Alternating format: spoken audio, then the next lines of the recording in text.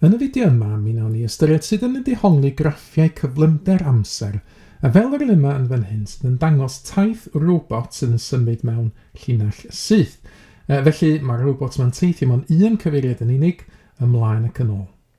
Nawr, fel mewn unrhyw graff cyflymder-amser, mae'r amser yn dod draws yn llorweddol, yn fan hyn o 10 eiliad hyd at 6 eiliad. Mae'r cyflymder yn mynd fyny yn vertigol, yn fan hyn hyd at 1 metr yr eiliad, a mae'r graff ei hun yn dangos taith y robot.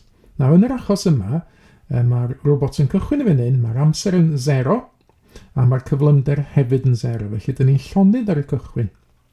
Yn ystod y 2 eiliad cyntaf, mae'r robot yn cyflymu, oherwydd mae'r cyflymder yn mynd i fyny o 10 i fyny at 1 metr yr eiliad. Yna rhwng 3 eiliad a 5 eiliad, mae'r gyflymder yn aros yn 1 metr yr eiliad. Dyn ni'n teithio felly ar gyflymder cyson yn y darn yna'r siwrna. Ac yna yn ystod darn olaf y siwrna, o 5 eiliad hyd at 6 eiliad, mae'r robot yn arafu, oherwydd mae'r cyflymder yn mynd i lawr o 1 metr yr eiliad i lawr fan hyn i 10 metr yr eiliad. So dyn ni'n gorffan yn llonydd unwaith eto. Nawr, un peth dyn ni'n gallu gwneud hefo graff cyflymder-amser ydy gweithio allan pa mor bell yn fan hyn mae'r robot wedi teithio yn ystod y siwrna i gyd. A beth sydd angen i wneud i gyfrifo hynny ydy gweithio allan beth yw'r arwynebedd yma o dan y graff. Nawr, mae yna 2 ddull i wneud hyn. Y dull cyntaf ydy edrych ar yr arwynebedd eitha cymhleth yn fan hyn a hollti fo i fewn i ddarnau llai lle mae'r siapiau'n haws i ddelio hefo. A mi'n wneud hynny drwy reid llinell llorweddol i lawr yn 3 eiliad ac un arall i lawr yn 5 eiliad yma. Wedyn, beth sydd gen i ydy triongl ongl sgwâr ar y chwith fan hyn. Na i alw hwnna'n A. Mae gen i betrial yn y canol, na i alw hwnna'n B. A triongl ongl sgwâr arall ar y dde, na i alw hwnna yn C. Ac i weithio allan y pellter sydd wedi cael ei deithio, dyn ni angen ffeindio cyfanswm, arwynebedd A, B a C. Felly yna hynna yn y gwylod y fan hyn. A yn gyntaf, fel dwi wedi dweud, mae hwnna'n triongl ongl sgwâr.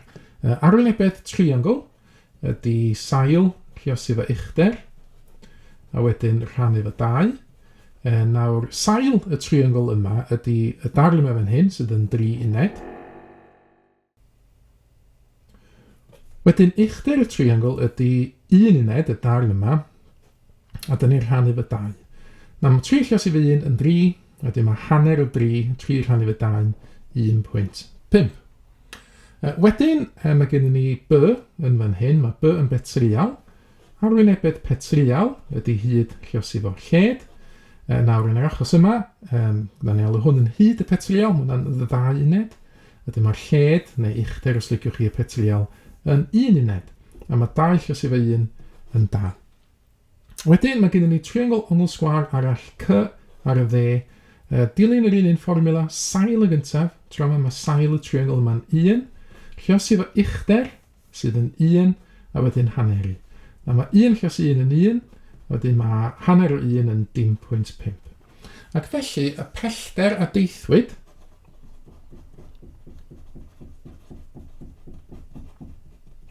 ar gyfer y robot yma ydy cyfanswm A, B a C, sydd yn 1.5, 2 a 0.5. Na mae 1.5 a 2 yn 3.5, mae 3.5 a 0.5 yn 4.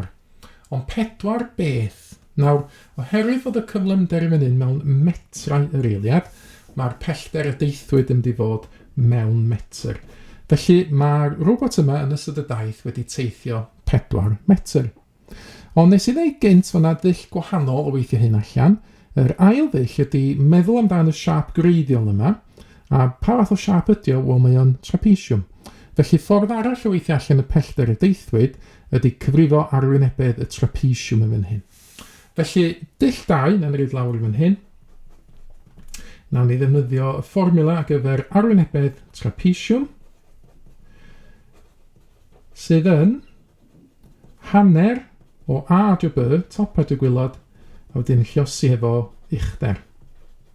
Nawr, yn yr achos yma, top a gwylod y trapesiwm ydy 2 uned ar y top, a wedyn mae gennym ni 6 uned ar y gwylod. Felly, os dwi'n meddwl amdan beth sydd yn y cronfachau gyntaf, mae gennym fi yn fan hyn, mae gennym fi 2 a 6.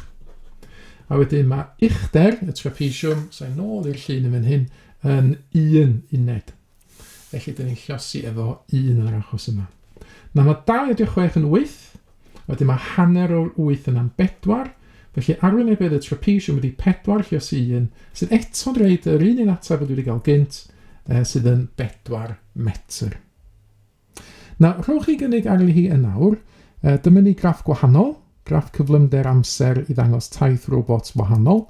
Defnyddiwch y graff i ddeithio fi os gwelwch y dda pa mor bell mae'r robot yma wedi deithio. Unwaith ydych chi gael amser i weithio hyn allan eich hun, cymharwch eich ateb chi wedyn yn erbyn yr ateb cywir sydd yn nawr yn cael ei ddangos ar y sgrin.